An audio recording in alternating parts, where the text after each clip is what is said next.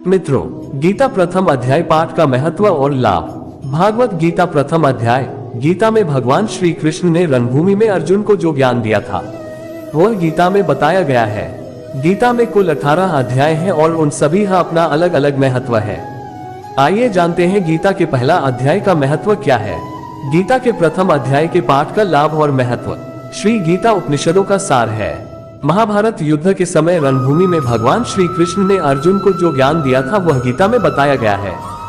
गीता में ऐसी बहुत सी बातें हैं जो मनुष्य को जीवन की कई कठिनाइयों को आसान बनाती है। इतना ही नहीं, गीता पढ़ने पर मनुष्य को बहुत सी नई जानकारियां भी मिलती है। साथ ही हर अध्याय के नियमित पाठ का अपना लाभ और महत्व है। भगवान शिव ने देवी पार्वती को गीता के पहले अध्याय के पाठ का महत्व जो बताया है वही यहाँ आपके लिए प्रस्तुत है। लेकिन गीता के पहले अध्याय के महत्व को जानने से पहले जान लीजिए श्रीमद् भगवद गीता के प्रथम अध्याय की खास बातें। गीता के पहले अध्याय का नाम अर्जुन विषाद योग है। इस अध्याय में कुरुक्षेत्र के मैदान में उपस्थित बंधुओं और संबंधियों को सामने देखकर अर्जुन के मन में उठे विषाद और मनस्थिति का वर्णन किया गया है, जिसे संजय धृतराष्ट्र को बताते हैं। गीता प्रथम अध्याय का महत्व। एक समय पार्वती जी ने पूछा है, महादेव जी, किस ज्ञान के बल पर संसार के सब लोग आपको शिव कहकर पूजते हैं? मृगछाला ओढ़े और अपने सभी अंगों में शमशान की विभूति लगाए, गले में सर्प और नर मुंडों की माला पहने हुए हो, इनमें तो कोई भी पवित्र नहीं, फिर आप किस ज्ञान से पवित्र माने जाते हैं?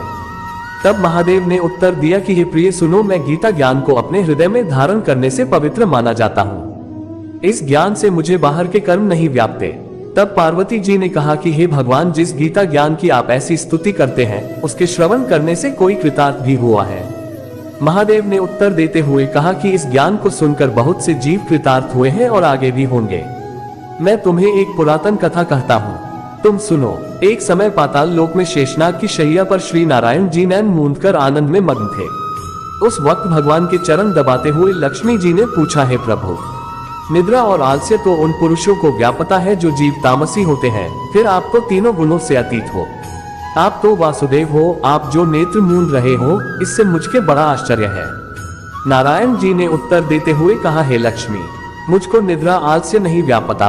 एक शब्द रूप जो भगवत गीता है उसमें जो ज्ञान है उसके आकार रूप है। ये गीता शब्द रूप अवतार है। इस गीता में यह अंग है, 5 अध्याय मेरे मुख है, 10 अध्याय मेरी भुजा है, 16वां अध्याय मेरा हृदय और मन और मेरा उदर है, 17वां अध्याय मेरी जंघा है, 18वां अध्याय मेरे चरण है। गीता श्लोक ही मेरी नालियां हैं और जो गीता के अक्षर है वो मेरा रोम है। ऐसा मेरा शब्द रूपी जो गीता ज्ञान है उसी के अर्थ में हृदय में विचार करता हूँ और बहुत आनंद प्राप्त होते हूँ। लक्ष्मी जी बोली, हे श्री नारायण जी, जब श्री गीता जी का इतना ज्ञान है तो उसको सुनकर कोई जीव कृतार्थ भी हुआ है, सो मुझसे कहो। तब श्री नारायण ने कहा, हे लक्ष्मी, गीता ज्ञान को सुनकर बहुत से जीव कृतार्थ हुए हैं, सो तुम श्रवण करो। एक व्यक्ति था जो चांडालों के कर्म करता था और तेल नमक का व्यापार करता था। उसने एक बकरी पाली। एक दिन वह बकरी चराने के लिए वन में गया और वृक्ष से पत्ते तोड़ने लगा। वहां उसे एक सांप से डंस लिया, जिससे वह तुरंत मर गया। मरने के बाद उसने बहुत से नरक भोगे और फिर उसका जन्म बैल के रूप में हुआ। उस बैल को एक भिक्षुक ने मोल लिया। वह भिक्षुक उस पर चढ़कर सारे दिन मांगता फिरे। जो कुछ भिक्षा मांग कर लाता वह उसे अपने परिवार के साथ मिलकर खाता और वो बैल सारी रात द्वार पर खड़ा रहता। उसके खाने पीने का भी कोई ख्याल नहीं करता था और सुबह होते ही बैल पर चढ़कर फिर मांगने निकल जाता। जब बहुत दिन हो गए तो वह बैल भूख से गिर गया, लेकिन उसके प्राण नहीं निकले। नगर के लोगों ने देखा और उस बैल को कोई तीर्थ का फल दे तो कोई व्रत का फल दे, तब भी उस बैल के प्राण नहीं छूटे। एक दिन गणिका आई। उसने लोगों से पूछा, ये कैसी भीड़ है? तो उन्होंने कहा कि इसके प्राण नहीं निकलते, अनेक पुण्यों का फल दे रहे हैं तो भी इसकी मुक्ति नहीं होती। तब गणिका ने कहा कि मैंने जो कर्म किया है उसका फल मैंने इस बैल को दिया है। इतना कहते ही बैल की मुक्ति हो गई। तब बैल ने एक ब्राह्मण के घर जन्म लिया। पिता ने उसका नाम सुशर्मा रखा। उसके पिता ने उसे पढ़ाया लिखाया। उसको अपने पिछले जन्म की सुध थी। उसने एक दिन मन में विचार किया, जिस गणिका ने मुझे बैल की योनि से छुड़ाया था उसका दर्शन करूं। विप्र चलते चलते गणिका के घर गया और कहा, आप मुझे पहचानती हैं? गणिका ने कहा, मैं नहीं जानती, तुम कौन हो? तब उसने कहा कि मैं वही बैल हूँ जिसको आपने अपने पुण्य दिए थे। तब मैं बैल की योनि से छूटा था, अब मैं विप्र के घर जन्म हूँ, आप अपना पुण्य बताएं। गणिका ने कहा कि मैंने अपने जाने पुण्य नहीं किया, परंतु मेरे घर एक तोता है, वह रोज सवेरे कुछ पढ़ता है। मैं उसका वाक्य सुनती हूँ, उस पुण्य का फल मैंने तुम्हें दे दिया। तब विप्र ने तोते से पूछा कि तू सवेरे क्या पढ़ता है। तोते ने कहा, मैं पिछले जन्म में विप्र का पुत्र था। मेरे पिता ने मुझे गीता के पहले अध्याय का पाठ सुनाया करते थे। एक दिन मैंने गुरु से कहा कि मुझको आपने क्या पढ़ाया है। तब गुरुजी ने मुझे शाप दिया कि तू तोता बन जा। इसके बाद से मैं तोता बन गया। एक दिन बहेलिया मुझे पकड़ ले आया और एक विप्र ने मुझे मोल ले लिया। वह विप्र भी अपने पुत्र को गीता का पाठ सिखाता था। तब मैंने भी ये पाठ सीख लिया। उसी दिन विप्र के घर में चोर घुस गए। उन्हें धन तो प्राप्त नहीं हुआ, लेकिन वह मेरा पिंजरा उठा ले आए। उनकी यह गणिका मित्र थी। वह मुझे उसके पास ले आए। सो मैं नित्य प्रातः गीता जी के पहले अध्याय का पाठ करत हूँ, जिसे ये गणिका सुनती है। पर इस गणिका को समझ में नहीं आती। जो मैं पढ़ता हूँ वही इस गणिका ने तेरे निमित्त दिया था। वह श्री गीता जी के पहले अध्याय का फल था। तब विप्र ने कहा कि हे तोते, तू भी विप्र है, मेरे आशीर्वाद से तेरा कल्याण हो। सो हे लक्ष्मी। विप्र के इतना कहते ही वह तोता भी मुक्ति को प्राप्त हो गया। तब गणिका ने बुरे कर्म छोड़ भले कर्म ग्रहण किए और नित्य स्नान करके श्री गीता जी के प्रथम अध्याय का पाठ करना शुरू कर दिया, जिससे उसकी भी मुक्ति हो गई। भगवद गीता अध्याय 2 श्लोक 47। कर्मण्येवाधिकारस्ते मां फलेषु कदाचन मां कर्मफल हेतुर्भूर्मा ते संगोस्त्व कर्मिणी। 47।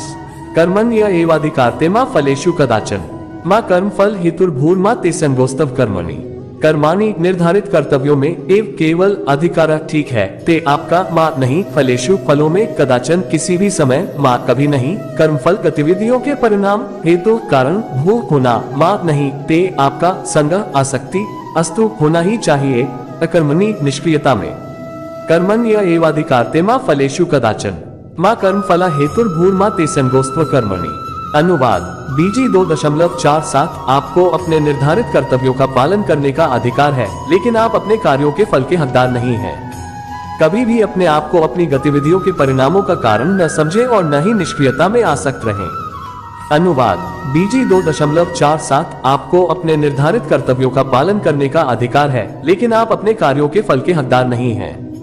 कभी भी अपने आप को अपनी गतिविधियों के परिणामों का कारण न समझें और न ही निष्क्रियता में आसक्त रहें। टीका। ये भगवद गीता का एक अत्यंत लोकप्रिय श्लोक है, इतना कि भारत के अधिकांश स्कूली बच्चे भी इससे परिचित हैं। ये कार्य की उचित भावना के बारे में गहरी अंतर्दृष्टि प्रदान करता है और जब भी कर्म योग के विषय पर चर्चा होती है तो इसे अक्सर उद्धृत किया जाता है।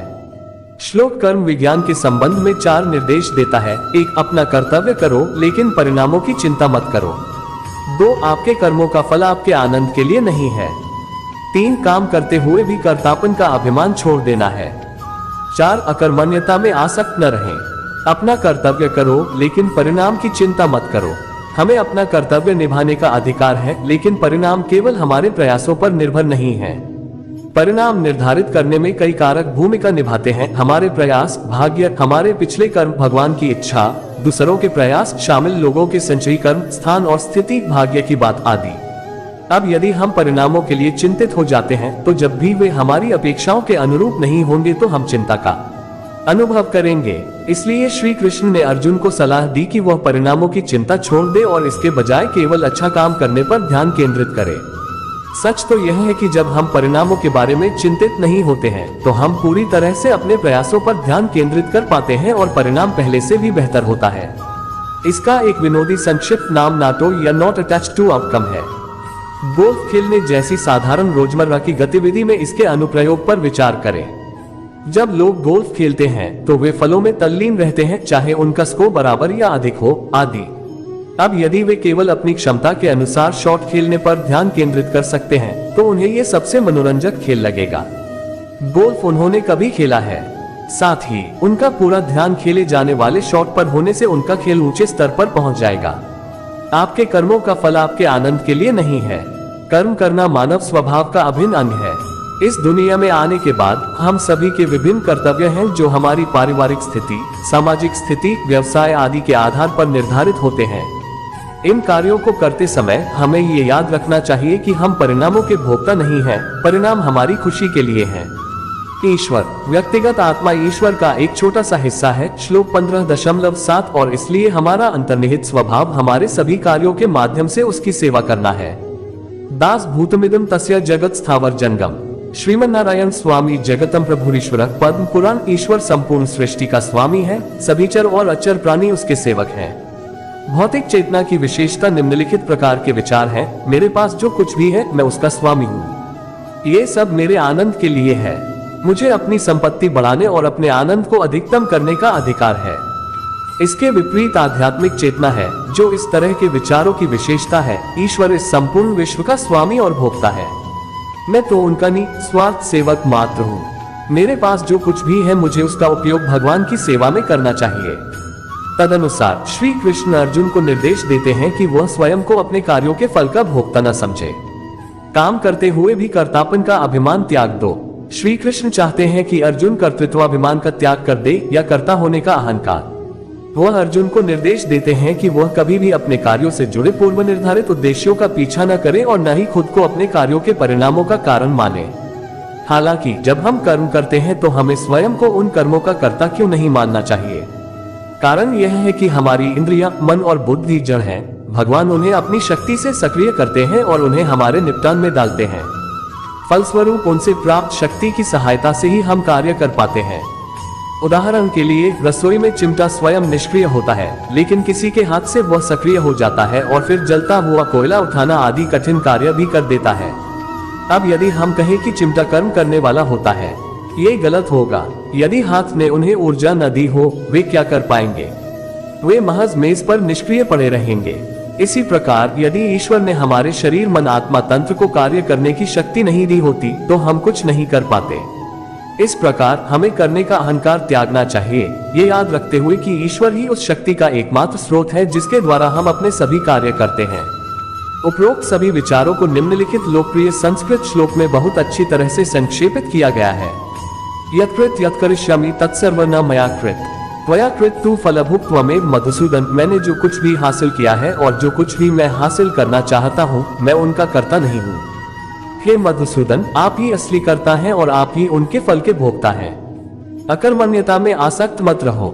यद्यपि जीव का स्वभाव काम करना है, फिर भी अक्सर ऐसी स्थितियां उत्पन्न हो जाती हैं जहां काम बोझिल और भ्रमित करने वाला लगता है। ऐसे में हमें इससे भागने की बजाय कर्म के उचित विज्ञान को समझना और उस पर अमल करना चाहिए, जैसा कि श्री कृष्ण ने अर्जुन को समझाया था। हालांकि यह अत्यधिक अनुचित है यदि हम काम को श्रमसाध्य और बोझिल मानते हैं और निष्क्रियता का सहारा लेते हैं। निष्क्रियता से जुड़ना कभी भी समाधान नहीं है और श्री कृष्ण ने इसकी स्पष्ट रूप से निंदा की है।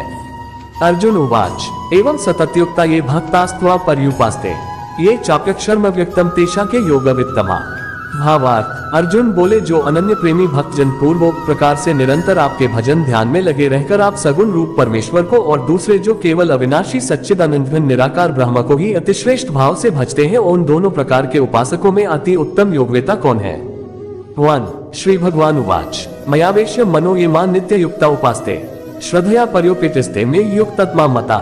भावार्थ, श्री भगवान बोले मुझ में मन को एकाग्र करके निरंतर मेरे भजन ध्यान में लगे हुए, अर्थात गीता अध्याय 11 श्लोक 55 में लिखे हुए प्रकार से निरंतर मेरे में लगे हुए जो भक्तजन अतिशय श्रेष्ठ श्रद्धा से युक्त होकर मुझ सगुण रूप परमेश्वर को भजते हैं, वे मुझको योगियों में अति उत्तम योगी मान्य है। 2 ये त्वक्षर निर्देश्यम व्यक्तम पर्युपास्ते सर्वत्र मचिन्त्यम च कुटस्थम चलम ध्रुवम संयमेन्द्रिय ग्राम सर्वत्र संबुधय ते प्राप्नुवन्ति मामेव सर्वभूतहिते रता। भावार्थ, परंतु जो पुरुष इंद्रियों के समुदाय को भली प्रकार वश में करके मन बुद्धि से परे सर्वव्यापी अकथनीय स्वरूप और सदा एकरस रहने वाले नित्य अचल निराकार अविनाशी सच्चिदानंद ब्रह्म को निरंतर एक ही भाव से ध्यान करते हुए भजते हैं, वे संपूर्ण भूतों के हित में रत और सब में समान भाव वाले योगी मुझको ही प्राप्त होते हैं। 3-4 क्लेशोधिकतरस्ते समव्यक्तासिक चित्तसाम अव्यक्ता ही गतिर्दुह देहवद विर्वाप्यते। भावार्थ, उन सच्चिदानंद निराकार ब्रह्म में आसक्त चित्त वाले पुरुषों के साधन में परिश्रम विशेष है, क्योंकि देहाभिमानियों द्वारा अव्यक्त विषय गति दैह पूर्वक प्राप्त की जाती है। 5 ये तू सर्वाणि कर्माणि मयि सन्न्यस्य मत्प्राह अनन्येनैव योगेन मां ध्यायन्त उपास्ते। भावार्थ, परंतु जो मेरे परायण रहने वाले भक्तजन संपूर्ण कर्मों को मुझ में अर्पण करके मुझ सगुण रूप परमेश्वर को ही अनन्य भक्ति योग से निरंतर चिंतन करते हुए भजते हैं। इस श्लोक का विशेष भाव जानने के लिए गीता अध्याय 11 श्लोक 55 देखना चाहिए। 6 तेषाम समुद्धरता मृत्यु संसार सागरात भवामी न चिरात् पार्थ मया वेशित चेतसाम। भावार्थ, हे अर्जुन, उन मुझ में चित लगाने वाले प्रेमी भक्तों का मैं शीघ्र ही मृत्यु रूप संसार समुद्र से उद्धार करने वाला होता हूँ। 7 मयेव मन आधत्स्व मयि बुद्धि निवेशय निवसिष्यसि मयेवत ऊर्ध्व न संशय। भावार्थ, मुझ में मन को लगा और मुझ में ही बुद्धि को लगा, इसके उपरांत तू मुझ में ही निवास करेगा, इसमें कुछ भी संशय नहीं है। 8 अथ चित्तम समाधातुं न शक्रोषि मयि स्थिरम अभ्यास योगेन ततो मामिच्छाप्तुं धनंजय। भावार्थ, यदि तू मन को मुझ में अचल स्थापन करने के लिए समर्थ नहीं है तो हे अर्जुन, अभ्यास रूप भगवान के नाम और गुणों का श्रवण, कीर्तन, मनन तथा श्वास द्वारा जप और भगवत प्राप्ति विषयक शास्त्रों का पठन पाठन इत्यादि चेष्टाएं भगवत प्राप्ति के लिए बारंबार करने का नाम अभ्यास है। योग द्वारा मुझको प्राप्त होने के लिए इच्छा कर। 9 अभ्यासेऽप्यस्मर्थोऽसि मत्कर्म परमो भाव मदर्थमपि कर्माणि कुर्वन् सिद्धिं वाप्स्यसि। भावार्थ, यदि तू उपर्युक्त अभ्यास में भी असमर्थ है तो केवल मेरे लिए कर्म करने के ही परायण, स्वार्थ को त्याग कर तथा परमेश्वर को ही परम आश्रय और परम गति समझकर निष्काम प्रेम भाव से सती शिरोमणि पतिव्रता स्त्री की भांति मन, वाणी और शरीर द्वारा परमेश्वर के ही लिए यज्ञ, दान और तपादि संपूर्ण कर्तव्य कर्मों के करने का नाम भगवदर्थ कर्म करने के परायण होना है। हो जा। इस प्रकार मेरे निमित्त कर्मों को करता हुआ भी मेरी प्राप्ति रूप सिद्धि को ही प्राप्त होगा। 10 अथेतत्प्यशक्तोऽसि कर्तुन्मद्योगमाश्रितः सर्वकर्म फलत्याग ततः कुरु यतात्मवान्। भावार्थ, यदि मेरी प्राप्ति रूप योग के आश्रित होकर उपर्युक्त साधन को करने में भी तू असमर्थ है तो मन बुद्धि आदि पर विजय प्राप्त करने वाला होकर सब कर्मों के फल का त्याग गीता अध्याय 9 श्लोक 27 में विस्तार देखना चाहिए। कर 11 श्रेयो हि ज्ञानमभ्यासाच् ज्ञानाध्यायान् विशिष्यते ध्यानात् कर्म फल त्यागस्त्यागच्छान्तिर्निरन्तरम्। भावार्थ, मर्म को न जानकर किए हुए अभ्यास से ज्ञान श्रेष्ठ है, ज्ञान से मुझ परमेश्वर के स्वरूप का ध्यान श्रेष्ठ है और ध्यान से सब कर्मों के फल का त्याग। केवल भगवदर्थ कर्म करने वाले पुरुष का भगवान में प्रेम और श्रद्धा तथा भगवान का चिंतन भी बना रहता है, इसलिए ध्यान से कर्म फल का त्याग श्रेष्ठ कहा है। श्रेष्ठ है क्योंकि त्याग से तत्काल ही परम शांति होती है।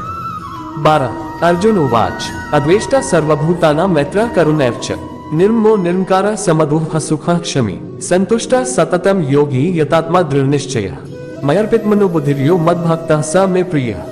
भावार्थ, जो पुरुष सब भूतों में द्वेष भाव से रहित, स्वार्थ रहित, सबका प्रेमी और हेतु रहित दयालु है तथा ममता से रहित, अहंकार से रहित, सुख दुखों की प्राप्ति में सम और क्षमावान है, अर्थात अपराध करने वाले को भी अभय देने वाला है, तथा जो योगी निरंतर संतुष्ट है, मन इंद्रियों सहित शरीर को वश में किए हुए है और मुझ में दृढ़ निश्चय वाला है, वह मुझ में अर्पण किए हुए मन बुद्धि वाला मेरा भक्त मुझको प्रिय है। 13 यस्मान्नोद्विजते लोको लोकान्नोद्विजते च यः हर्षामर्ष भयोद्विग्मुक्तो यः सच मे प्रियः।